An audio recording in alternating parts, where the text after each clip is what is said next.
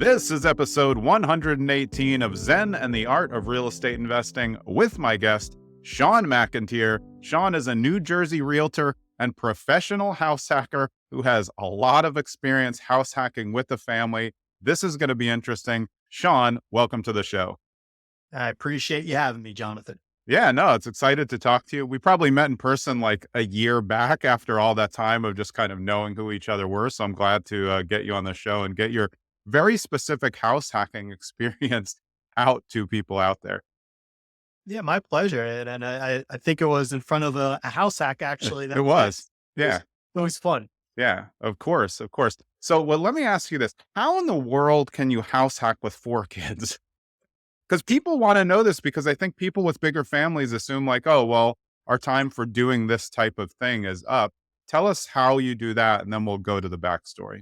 Absolutely. I mean, I think so much in real estate is just around beliefs. And it's like, through education and everything, there's a lot of limiting beliefs out there. But the biggest one I always run into is like, you can't do it with kids. It's like one or the other. Do it before you have kids or when their kids are older. And me and my wife just did not fall into that trap, I guess, per se. And we took on this mentality of it's not that we're going to do it before we have kids. We're going to do it because we have kids. Mm. It was such a motivating factor where, I had a driven mentality, but when my first son was born, like he's going to be 10 in March now, so we're going on a decade. It was such a drive the day he was born. I was like, wow, this is Yeah. motivating. So I'm not going to say go have kids to motivate Yeah. yourself, but that's how it worked for me.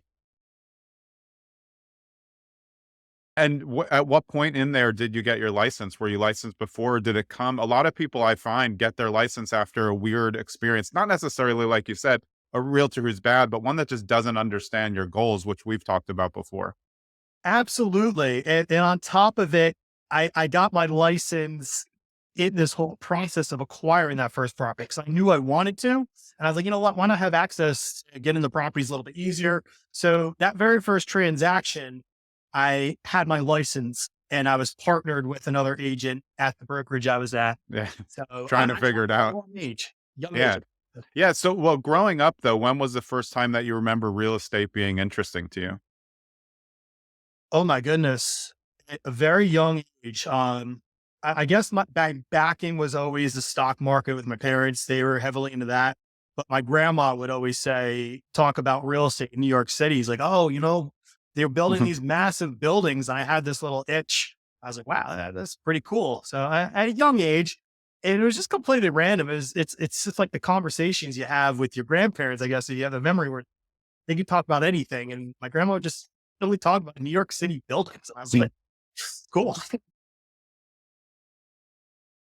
And going back to where we started though, what made you guys know that you could keep doing it as you kept growing your family? Because obviously you were like, we like house hacking, but we like having more kids. So let's do both. Yeah, yeah. It was the simplicity of house hacking, and then just the drive that we wanted to be young adults while children are growing up, and we wanted to have children in close age. Yeah. Yeah. We had one. We're like, okay, now I have to have another. Let's go. Let's go. Yeah.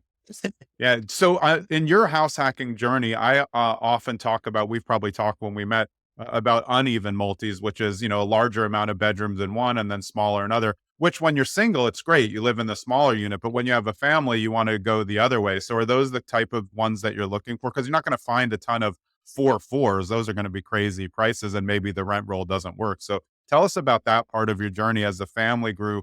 What types of different configurations of units you were looking at? Yeah, well, wonderful question. Fortunately for us, the first property that we found was a 4-2 on top of a 4-2. So we had the Wow. first level Yeah. finished basement, legal bit and everything at the ceiling heights, at the egress windows. So we're very fortunate in that capacity. And then the second level that we were renting was also a 4-2, which had the attic space that was finished. So we were lucky in that capacity. But at the end of the day, it really didn't matter because, when you have young children, it's like they're sleeping in your room Yeah. anyways, or, there's no, Yeah. there's no one way of doing it. It's not like you have little Timmy's bedroom and little, all this. Yeah. Specifically in terms of like towns, how hard is it for you to get people, say someone that come to you? This is something that I always deal with, and I think it might help listeners. they say they're willing to house hack anywhere. We know that that's not true, but it's also hard to use our time as the agent trying to help a house hacker, just showing like 20, areas. How are you getting people to pin I try to get them to pin it down to three. Sometimes that becomes five if they're kind of all clustered together. But what's your conversation around that? Because that may help listeners themselves start to just tighten up their towns so they can get better service from their real estate agent.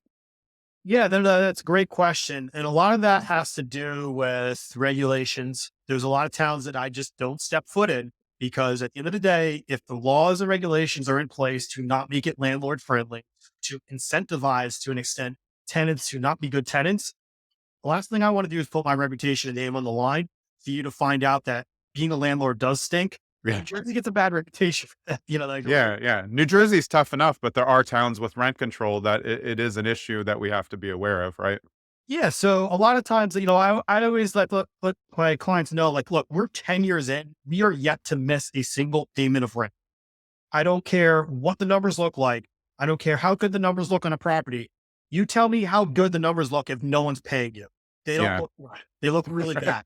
So if you want to repeat a strategy of literally over a decade of collecting every single payment of rent, and that's even go back to the single family because we were actually house hacking on that single family. I had a roommate in there, so even Yeah.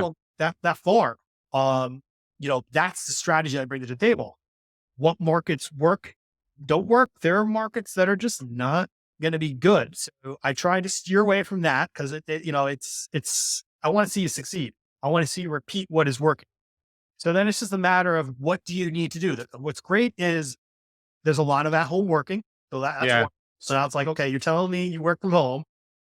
So we don't need to be, we don't The need to be commute. in Yeah. certain areas. We don't need to be next to the George Washington Bridge or whatever, we could be a little bit further west. And then it's just a matter of where they have to work. If they have to work in the city, okay. You do realize that there's parts of Bergen County that you can get into New York City very fast by a car, but you can get into the same amount of time via bus or train Yeah. and pay a little bit less, but get higher rents. Exactly. So once I have these conversations and then I get, yes, that makes sense, Shawn. Yes, that makes sense, Shawn. Okay. I just want to let you know that if I threw a dart against the map of New Jersey, I would want it to land in Essex County most of the time. Is it every time? Absolutely not. But in my opinion, this is where I see one of the greatest returns.